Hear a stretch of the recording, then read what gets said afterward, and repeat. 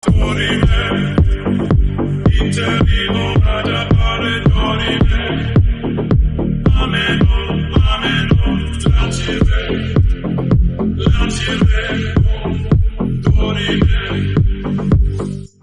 Sir. வணக்கம். So இந்த வாரத்தினுடைய சுவாரஸ்யமான சினிமா அப்டேட்ஸ்லாம் தான் உங்ககிட்ட கேட்கறதுக்காக காத்துட்டு இருக்கிறேன். இதுல முக்கியமான முதல் விஷயம் வந்து இந்த வீக்கெண்ட் ரிலீஸ் ஆயிருக்கக்கூடிய டிசி படம். ஏன்னா நம்ம ட்ரைலரை பார்த்த போதே ஒரே ரத்த வெள்ளமா இருக்குதுன்னு சொல்லியிருந்தீங்க. படம் எப்படி இருக்குது? ஆக்சுவலாக எனக்கு அருண் மாதேஸ்வரன் படம்னாலே கொஞ்சம் அலர்ஜி. ஏன்னா நீங்கள் சொன்ன மாதிரி ஒரே ரத்த கலரியாக இருக்கும். ஒரு மாதிரி அது வேற ஒரு மாதிரி இருக்கும் அந்த படம். இப்போ கேப்டன் மின்னர்லாம் பார்த்துருக்கோம், என்னடா அது இப்படி ஒரு படம் அப்படின்னு நினச்சிட்டுலாம் வந்திருக்கோம். அதே மனநிலையோடு தான் இந்த படத்தில் நம்ம உட்காந்துருந்தேன். ஆனால் இந்த படத்தில் வந்து எல்லாத்தையும் தாண்டி நம்மளை நேரடியாக டச் பண்ணுற சில விஷயங்கள் இருக்குது. வழக்கம் போல் வன்முறை, கத்தி, ரத்தம், துப்பாக்கி, சத்தம் எல்லாமே இருக்குது. ஆனால் நீங்கள் அது எல்லாமே ஜஸ்டிஃபை பண்ணுகிற அளவுக்கு படத்தில் ஒரு விஷயம் இருக்குது. அதில் நம்ம வந்து ஓப்பனிங்லேயே நம்மளை வந்து ஒரு மாதிரி மெல்ட் ஆக்கி விட்டுறாரு. இப்படி ஒரு சம்பவம் நடக்குது, ஐயோ இதை கேட்க ஒருத்தன் வரமாட்டானான்னு நம்ம நினச்சிட்டு இருக்கும்போது ஒரு விஷயம் ஸ்டார்ட் ஆகுது. அப்படியே வந்து தொடர்ந்து அது அப்படியே என்லார்ஜ் ஆகி போயிட்டே இருக்குது. ஃபைனலாக என்ன ஆகிறது அப்படிங்கிறது தான் கதை. 2 வரையில சொன்னோம்னா, நமக்கு ஒரு கஷ்டம்னா போலீஸ் நம்மளை காப்பாற்றுது, போலீஸே தப்பு பண்ணால் யார் வந்து காப்பாற்றுறது அப்படிங்கிறது தான் இதில் உள்ள இந்த மைய இழை. ரொம்ப அழகாக பண்ணியிருக்காங்க. அதாவது எல்லா டெக்னீஷியனுமே உயிரை கொடுத்து வேலை பார்த்துருக்காங்க. சினிமாட்டோகிராஃபியில் ஆரம்பித்து ஆர்ட் டைரக்டர்லேருந்து, ஃபைட் மாஸ்டர்லேருந்து, மியூசிக் டைரக்டர்லேருந்து எல்லாருமே எக்ஸலண்ட்டாக எவ்வளோ உழைப்பு போட முடியுமோ அவ்வளோ அழகாக அதில் பண்ணியிருக்காங்க. நல்லா ரசிக்க வைக்கிற ஒரு படமாக இருந்துச்சு. எனக்கே ரொம்ப ஆச்சரியமாக இருந்துச்சு. இந்த அருண் மாதேஸ்வரனையா நம்ம இவ்வளோ நாள் திடீர்னு இருந்தோம், இவ்வளோ நல்ல ஒரு படம் பண்ணிட்டாரு. ஸோ ஒரு எமோஷனல் கனெக்ட் இருக்குது, கட்டாயமாக இருக்குது. அண்ட் ஒரு டெபியூ ஹீரோவா டைரக்டர் லோகேஷ் கனகராஜ் உள்ளபடியே எனக்கு வந்து ஒரு ஆல்பத்தில் அவர் நடிச்சிருந்தாரு. எனக்கு என்னடா இது நடிப்பே வரல, இவரை போட்டு இப்படி இவரை வச்சு ஒரு படமே எடுக்கிறாங்களே அப்படின்லாம் நான் நினச்சிருக்கேன். இந்த படத்துலேயும் அவருக்கு பெருசாக வேலை கிடையாது. உள்ளபடியே வந்து அப்படியே மனசை கலங்கடிக்கிற மாதிரி ஒரு ஷாட்டோ அல்லது வந்து ரொம்ப க்ளோஸ்அப்பில் வச்சு அவருடைய அந்த நடிப்பை புழிகிற மாதிரி அப்படிலாம் எதுவுமே கிடையாது. ஆனால் ஒரு ஹீரோவாக அவர் நின்றுட்டார். இன்னும் சொல்ல போனால் ஒரு ஆக்ஷன் ஹீரோவாக அவர் எதிர்காலத்தில் வர்றதுக்கு நிறைய வாய்ப்புகள் இருக்குது. ஒருவேளை அவர் வந்து டைரக்ஷனில் போய் இப்போ இந்த அல்லு அர்ஜுன் படம் பெரிய ஹிட் ஆகி இனிமேல் நடிப்பே வேணான்னு அப்படி அந்த பக்கம் போயிட்டா ஓகே. இல்லைங்க நான் நடிக்க போகிறேன்னு அவர் இறங்குனாருன்னா தமிழ் சினிமாவில் ஒரு மிக முக்கியமான ஹீரோவாக வருவார். அதில் ஒன்றும் சந்தேகம் இல்லை. இந்த படத்தில் முழுக்க முழுக்க எங்கேயுமே அவரை வந்து நம்ம வெறுக்கவே முடியாது. அவ்வளோ பர்ஃபெக்டாக பண்ணியிருக்காரு. மேபி அவருக்கு இதுதான் வரும், இதுதான் அவருடைய ப்ளஸ் அப்படின்றதுக்கு ஏற்ற மாதிரியான ஃப்ரேமிங்காக இருக்கட்டும், இல்லை அவர்கிட்ட இருந்து எது கரெக்டாக இது கனெக்ட் பண்ண முடியுமோ ஆடியன்ஸ் கிட்ட, அந்த மாதிரி மட்டுமே அருண் மாதேஸ்வர் பார்த்து எடுத்துருக்காங்க. இல்லை அதுக்கு நிறைய வாய்ப்புகள் இருக்குது. ஏன்னா இவரால் வந்து ஒரு ஹியூமர் பண்ண முடியுமா, இவரால் வந்து ஒரு க்ளோஸ்அப் வச்சிங்கன்னா அப்படியே கரகரன்னு அழுது இந்த உணர்வுகள் எல்லாம் அப்படியே வெளிப்படுத்த முடியுமா அப்படின்னா பெரும்பாலும் கஷ்டம். இன்னும் சொல்ல போனால் அவரே சொல்லியிருக்காரு, எனக்கு இந்த லவ் இதெல்லாம் வரவே வராது, ரொமான்டிக் எனக்கு வராது அப்படின்லாம் அவர் சொல்லியிருக்காரு. என் படத்துலேயே அது ரொம்ப குறைவாக இருக்கும்லாம் அவர் சொல்லியிருக்காரு. உள்ளபடியே இந்த படத்துலேயும் அது வரல தான். ஆனால் அது தெரியாத அளவுக்கு எடுத்திருக்காங்க. அவர்கிட்ட எதை எடுத்துகிட்டு வந்தால் ஸ்க்ரீனில் அழகாக இருக்குமோ அதை மட்டுமே கொண்டு வந்திருக்காங்க. ஸோ அதனால் அவரும் வந்து எங்கேயுமே ஏன்டா அவர் நடிக்கிறாருன்னு கேட்க வைக்கல. ஸோ அதனால் அதுவே ஒரு பெரிய ப்ளஸ் தானே. ஓகே, உனக்கு என்ன வேலைப்பா டைரக்ஷன், அதை மட்டும் பார்த்துட்டு போ அப்படின்னு சொல்கிற மாதிரிலாம் நம்ம சொல்கிற மாதிரி இல்லை. ஒரு ஆக்டராக இப்போ அக்செப்ட் பண்ணிக்கலாம். அக்செப்ட் இல்லை, ஜெயிச்சிட்டாரு. ஆக்டராகவே ஜெயிச்சிட்டாரு. ஓ ஓகே. அண்ட் அவரை தவிர்த்து இருக்கக்கூடிய சஞ்சனா, வாமிகா காமி அவங்களுடைய பெர்ஃபார்மன்ஸ் அதாங்க இந்த படத்தில் வந்து காஸ்டிங் இருக்குல்ல, எக்ஸலண்ட்டான காஸ்டிங். கரெக்டாக சும்மா அப்படியே ஃப்ரேமில் வந்துட்டு போகிற ஒரு ஆளாக இருந்தால் கூட அவரும் ரொம்ப அழகாக அவருடைய இருப்பை நிலைநாட்டுறாரு. ஒன்றும் இல்லை, நிறைய கேரக்டர் நமக்கு பேரெல்லாம் தெரில, யார் என்ன அதுக்கு முன்னாடி நம்ம படங்களில் பார்த்ததில்லை. ஆனால் அவ்வளவு பிரமாதமாக ஸ்கோர் பண்ணியிருக்காங்க. நீங்கள் சொன்ன மாதிரி இந்த 2 ஹீரோயின்ஸ், அதில் வந்து சஞ்சனா கிருஷ்ணமூர்த்தி வந்து ஒரு பாரில் பாடுற மாதிரி வருவாங்க அந்த கேரக்டர். அவங்களுக்குள்ள ஏகப்பட்ட சோகங்கள் இருக்கும். அங்கே வந்து அவங்க பாடுற அந்த பாட்டு இளையராஜா பாட்டு, ஸோ அவங்களுக்கு ஏற்பட்ட ஒரு முடிவு, இது எல்லாமே ஒரு கொஞ்சம் தான் வராங்க. அவ்வளவு பொய்ட்டிக்காக இருக்குது. அதாவது வெறும் வெட்டு குத்து மட்டுமே இவருக்கு தெரியும்னு நம்ம நினச்சிக்கிட்டு இருந்தோம்னா ஒரு அழகான ஒரு பொய்ட்டிக்கான ஒரு காதலையும் அதுக்குள்ளே வச்சுருக்காரு. ரொம்ப நல்லா இருந்துச்சு. ஸோ அருண் மாதேஸ்வர் ஒரு எல்லா விதத்துலயும் காட்டக்கூடிய ஒரு டைரக்டரா இப்போ மாறி இருக்காரு. நான்லாம் இளையராஜா பயோபிக் அவர் பண்ண போறாருன்னு பொங்கி வெடிச்சிருக்கேன். பல சேனல்ல உட்காந்து இவரை எதுக்கியா போட்டீங்க இளையராஜா பயோபிக்குலாம் கதறி அழுதுருக்கேன்.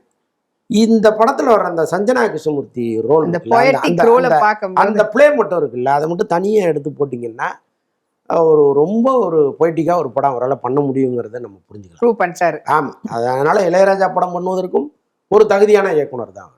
ஓகே, ஸோ பயோபிக் பண்ற அளவுக்கு ஒரு தகுதியான இயக்குனர்னு இப்ப நம்ம அக்செப்ட் பண்ணிக்கலான்றத இந்த படத்துல வரக்கூடிய ஒரு சின்ன ஒரு சீக்வன்ஸ்லயே அவர் சொல்லியிருக்காரு. அண்ட் அது தவிர்த்து எல்லாரும் சொல்லக்கூடிய ஒரு விஷயம் வந்து பாத்தீங்கன்னா, படத்தினுடைய ஒரு மெயின் ஹீரோவா நின்னவர் வந்து அனிருத் அப்படின்றாங்க. அது அக்செப்டபிளா இல்ல எந்த ஓவர் 100% அக்செப்டபிளுங்க. அவர் ஏற்கனவே அந்த படம் ஸ்பீடா போற படம் தான், எங்கேயுமே லேக் இல்லை. ஆனா அதை இன்னும் ஸ்பீடாக்குனது அனிருத்தினுடைய பேக்ரவுண்ட் மியூசிக்கு விதவிதமா போட்டிருக்காரு. நீங்க ரஜினி படத்துலயே ஆகட்டும், விஜய் படத்துலயே ஆகட்டும், நீங்க ஒரு தீம் மியூசிக்கை வச்சுட்டு அப்படி அடிச்சுட்டே இருப்பாரு. இல்லைன்னா ரொம்ப ஸ்பீடா அதை ஏதோ ஒன்று போடுவார். பட் இதுல வந்து வேற வேற மாதிரி எல்லாம் பண்ணியிருக்காரு. ஒரு பெரிய மேஜிக் பண்ணியிருக்காரு இதுல. இது அனிருத் வந்து இவ்வளவு உழைப்பு இந்த படத்துக்காக ஏன் போட்டாரு? ஒருவேளை நம்ம மாமனார் எடுக்கிற படங்கிறதுனால அவ்வளவு எஃபர்ட்ஸ் போட்டாரான்னு எனக்கு தெரியல. இல்ல லோகேஷ் அவங்க ரொம்ப நெருங்கிய நண்பர்கள்ங்கிறதுனால பண்ணாரான்னு எனக்கு தெரியல. ஆக மொத்தம் வந்து அனிருத்தும் படத்துல ஒரு ஹீரோ ஆயிட்டார். சூப்பர். ஸோ ஓவராலா டிசி வந்து ஒரு அக்செப்டபிளான ஒரு படமா இருக்கு. பட் ஆனா அதுக்காக தயவுசெய்து பெண்கள் குடும்பத்தோட போனாங்கன்னா ஒரு தர்ம சங்கடத்தை சந்திக்க வேண்டிய சூழ்நிலை வரும். ஏன்னா அவ்வளவு கெட்ட வார்த்தைகளை ரொம்ப அனாயாசமா பேசுறாங்க படத்துல. நம்ம வந்து ஓடிடியில் தான் அதெல்லாம் பார்த்துருப்போம். பட் இப்போ படத்துலேயே வந்துருச்சு. ஸோ அவ்வளவு கெட்ட வார்த்தைகள், அவ்வளவு ஆபாசங்கள், அதை வந்து இப்போ இருக்கிற யங்ஸ்டர்ஸ் ரசிக்கலாம் படத்தை. ஃபேமிலியோட உள்ள போனீங்கன்னா கஷ்டம். பசங்க, குட்டி பசங்களாம் கூட்டிட்டு போக முடியாது அப்போ. ஆமாம், அவன் ஒரு வார்த்தைக்கு அர்த்தம் கேட்டாங்கன்னா நீங்கள் சொல்ல தைரியம் இருந்தால் கூப்பிட்டு போகலாம். ஓகே, ஸோ அந்த ஒரு பயத்தை வந்து கொடுத்துருக்கு இந்த டிசி படம். அண்ட் அதுக்கு அடுத்தபடியா ஒரே பார்ட் 2ல வந்து இப்போ வந்து பார்த்தீங்கன்னா ட்ரெண்டிங் அப்படி போயிட்டு இருக்குது. அப்படி மூடர்கூடம் படத்தினுடைய பார்ட் 2 எடுக்க போறதா சொல்றாங்க. ஃபர்ஸ்ட் பார்ட் வந்து ஒரு மாதிரி யதார்த்தமா அக்செப்ட் பண்ணிக்கிட்டோம். இந்த ஒரு டீம், ஒரு சின்ன டீம், ஆனா திரும்பி பார்க்க வச்சாங்க அப்படின்னு சொல்லி எல்லாருமே அப்ப அந்த சமயத்துல பேசியிருந்தாங்க. மறுபடியும் அதே டைரக்டரால அது அந்த அளவுக்கு பெர்ஃபெக்ட்டா பண்ண முடியுமா? இப்போ மூடர்கூடம் 2 பண்ண முடியும். இந்த ஷூட்டிங் ரொம்ப நாளா எடுத்துட்டு இருந்தாங்க. மூடர்கூடம் 2ங்கிறது அனௌன்ஸ் பண்ணாமலே அவங்க பாட்டா ரொம்ப அமிக்கபிளாக அந்த ஷூட்டிங்கை பண்ணிக்கிட்டு இருந்தாங்க. ஆல்மோஸ்ட் அதை முடிச்சிருப்பாங்கன்னு நினைக்கிறேன். முடித்த பிறகு தான் அறிவிப்பெல்லாம் வெளியிடுறாங்க. எனக்கு என்னென்னா பெரிய ஆச்சரியம் என்னென்னா, மூடர்கூடம்னு ஒரு தலைப்பு வச்சுட்டு அவங்களே சென்டிமெண்ட்டுக்குள்ளே சிக்கிட்டாங்க பாருங்க. 11/11க்கு தான் வெளியிடுவாங்களாம். அது என்ன சென்டிமெண்ட்னு நமக்கு புரியல இல்லையா? நீங்கள் வந்து ஒரு பெரியாரிஸ்டாக இருக்கீங்க, பல பகுத்தறிவு கருத்துக்களை பேசுகிறீங்க. ஆனால் உங்கள் படம்னு வரும்போது மட்டும் அந்த 11/11க்கு தான் நான் ரிலீஸ் பண்ணுவேன்னு, அது என்ன காமெடின்னு நமக்கு புரியல.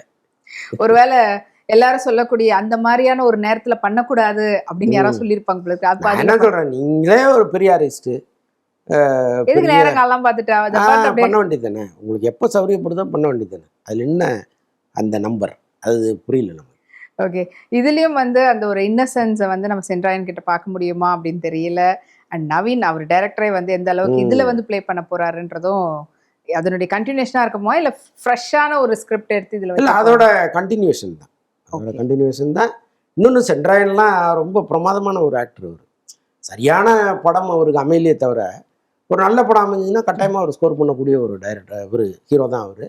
இதில் வந்து அவருக்கு ஒரு பெரிய ரோல் கொடுத்துருக்குறாங்க. மெயின் ரோலே கிட்டத்தட்ட அவர் தான். ஸோ அந்த அளவுக்கான ஒரு வெயிட்டேஜ் இருக்கக்கூடிய. ஆமாம், அண்ட் ஓவியாவை ரொம்ப நாளா இல்லை, ரொம்ப வருஷமா படங்கள்ல பார்க்காம இருந்தோம். மறுபடியும் இந்த படத்துல அவங்களும் இருக்கிறாங்கன்ட்டு இதில் கொஞ்சம் ஹைப் இருக்குமா, இல்லைன்னா அதே போல ஒரு இல்லை அவங்க தானே படத்தில் நடிக்காமல் போனது, வேற யாரும் அவங்கள வந்து போய் அப்ரோச் பண்ணாமல் இல்லையே. பிக் பாஸ்லேருந்து வெளியில் வந்த பிறகு இங்கிருந்தே நிறைய தயாரிப்பாளர்களும் இயக்குநர்களும் ஓவியாவை வந்து தன் படத்தில் புக் பண்ணுறதுக்கு ரொம்ப ட்ரை பண்ணாங்க. அவங்க தான் ஏதோ ஒரு காரணத்தினால இது வேணாம் அது வேணாம்னு தள்ளி போட்டுக்கிட்டு இருந்தாங்க. அதனால அவங்க சினிமாவில் பெரிய அளவு ஜெயிக்காமல் போனதுக்கு அவங்க தான் காரணம், சினிமா காரணம் இல்லை. அண்ட் இன்னொரு பக்கம் அஜித் அவர்களை பற்றின அப்டேட் அடுத்தடுத்து வந்துட்டு இருக்கு. எப்பவுமே வந்து பார்த்தீங்கன்னா வருஷத்துக்கு ஒரு அப்டேட் வராதா அப்படின்னு அவங்களோட ரசிகர்கள் காத்துட்டு இருக்கக்கூடிய நேரத்தில் டேர்டெவில் வந்தது. அதுக்கப்புறம் பார்த்தா கிளாடியேட்டர் பர்சுவேட் அவருடைய நியூ சேலஞ்சஸ், அதாவது அவருடைய மோட்டார் அதில் இருக்கக்கூடிய பியூட்டிஃபுல்லான ஒரு டாக்குமெண்ட்ரி ஃபில்மாக வந்து ஏஎல் விஜயன் அவங்களுடைய டைரக்ஷனில் ஜிவி பிரகாஷுடைய மியூசிக்கில் ரிலீஸ் பண்ண போகிறதா சொல்லியிருக்கிறாங்க. அதுவும் அவங்களே தான் அதையும் ப்ரொடியூஸ் பண்ணுறாரு அஜித் குமார் அவர்களே. அதிர்ச்சியாகவும் இருக்குது, அதாவது என்ன சொல்கிற ஷாக்கிங் அண்ட் சர்ப்ரைஸ் அப்படின்ற மாதிரி தான் இருக்குது. எப்படி டக்கு டக்குன்னு இந்த மாதிரி 2 அப்டேட்? இல்லை, இந்த கிளாடியேட்டரை பொறுத்த அளவுக்கு அவங்க வந்து அந்த துபாயில் அந்த இது நடந்து இல்லையா ரேஸ், ஆமாம், அப்போவே இங்கேருந்து அந்த குரூப்பை கூப்பிட்டு போய் ஷூட் பண்ண ஆரம்பிச்சிட்டாங்க. அதற்கப்புறம் தனியாக செட்டு போட்டு அந்த காரையே வந்து ஒரு செட்டாக போட்டாங்க. எப்படின்னா இப்போ நீங்கள் அங்கே இருக்கிற அந்த முக்கியமான மூமெண்ட்ஸ் எல்லாம் நீங்கள் எடுக்க முடியாது கேமரா வச்சு. இன்னொன்று அந்த காருக்குள்ளே நீங்கள் இருந்தும் எடுக்க முடியாது. அப்போ நீங்கள் தனியாக எடுத்து தான் மேட்ச் பண்ணணும். அப்போ அதே ஒரு காரை வந்து கீழே மோட்டார்லாம் ஃபிக்ஸ் பண்ணி எப்படி வேணாலும் திருப்பிக்கிற மாதிரிலாம் ரெடி பண்ணி கேமராவெல்லாம் உள்ள ஃபிக்ஸ் பண்ணி அப்படி தான் வந்து தனியாக எடுத்தாங்க.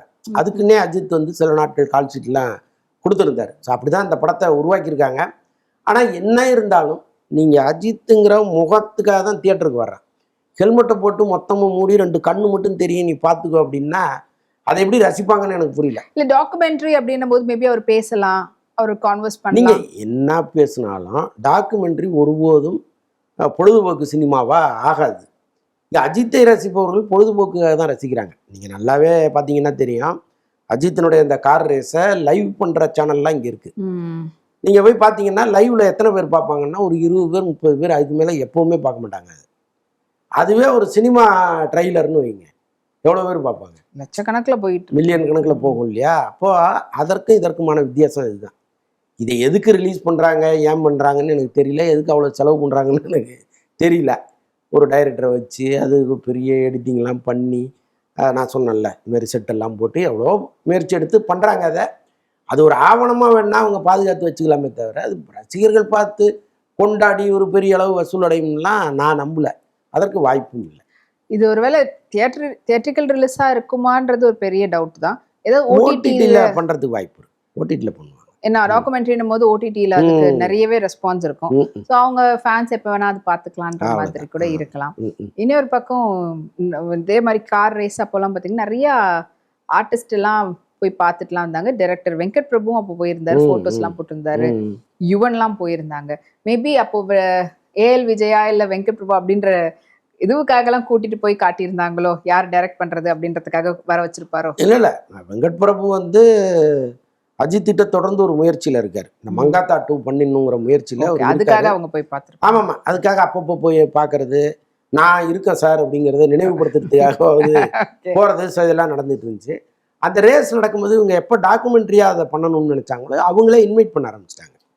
இங்கே இருக்கிற அவருக்கு நெருக்கமான இயக்குனர்கள், நடிகர்கள், நடிகைகள் எல்லாரையுமே அவரே இன்வைட் பண்ண ஆரம்பிச்சிட்டாரு. அதன் அடிப்படையில் தான் நயன்தாராலாம் கூட போயிட்டு வந்தது. அங்கே போய் அந்த இது தொடர்பாக பேட்டிலாம் கொடுத்ததெல்லாம் அதன் காரணமாக தான். ஸோ அதனால் அவர் இன்வைட் பண்ணி போனவங்க கொஞ்சம், வெங்கட் பிரபுலாம் தானாகவே போய் அவர்கிட்ட ஒரு அட்டனன்ஸ் போடுறதுக்காக போனவர். ஓகே, ஸோ நான் ஒரு வேளை அப்போ ஆமாம் நிறைய டைரக்டர்ஸ் ஆர்டிஸ்ட்லாம் போயிருந்தாங்களே, ஒரு வேளை இதுக்கு ரிலேட்டடாக அப்போ சூஸ் பண்ணுறதுக்காக போயிருப்பாங்களோ? இல்லை, ஏஎல் விஜய் தான் அதை இயக்க போறாருங்கிறத ஏற்கனவே முடிவு பண்ணிட்டார். அதனால அதில் எந்த குழப்பமும் அவருக்கு இல்லை. ஒருவேளை ஏஎல் விஜயோடைய அந்த குயின் படத்து மேலே இருந்த தலைவி படத்து மேலே இருந்த ஈர்ப்புனால இது கொஞ்சம் கரெக்டாக பண்ணுவாருன்னு ஃபீல் பண்ணியிருப்பாரோ? இல்லை, ஏஎல் விஜய் வந்து நீண்டகால நண்பர் அஜித்துக்கு. அஜித்தை வைத்து ஏற்கனவே படம் பண்ணவர். ஸோ அதனால் அந்த நட்பின் அடிப்படை ஒன்று. இன்னொன்று, அஜித்தை பொறுத்தளவுக்கு ஒரு முறை பழகிட்டாருன்னா அவர் கைட்டு விட மாட்டார். எப்போவுமே அவங்கள வந்து இந்த கேரேஜில் ஏற்றிடுவார். நீங்கள் போனாலும் நம்ம கூட வரலாம் போகலாம் அப்படிங்கிற இந்த சுதந்திரத்தை கொடுத்துருவார். ஸோ அதில் வந்து ஏஎல் விஜய்லாம் ரொம்ப க்ளோஸ் சர்க்கிளில் இருக்காங்க. ஸோ அதனால் அது வந்து இதனால் கொடுத்தாரு அதனால் கொடுத்தாருலாம் கிடையாது. அவர் ஆல்மோஸ்ட்டு பிடித்த இயக்குனர்களில் ஒருத்தராக ஏஎல் விஜய் எப்பவுமே இருக்கார் அவர். ஓகே.